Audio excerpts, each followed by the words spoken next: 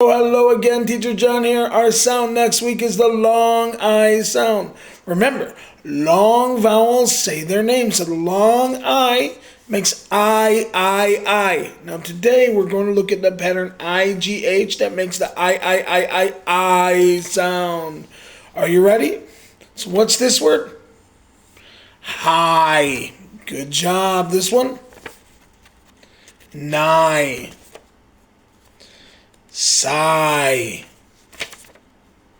Might. Now, what happens if I change might to light? It.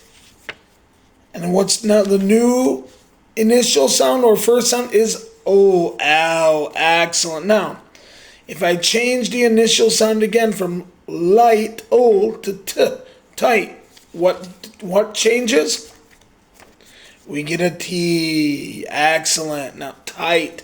Now, what happens if I take away the T and put an F? What word is this? This is fight. Good. Excellent. What about this?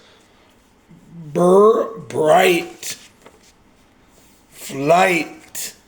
You're doing fantastic. Slight. Right. And are you ready?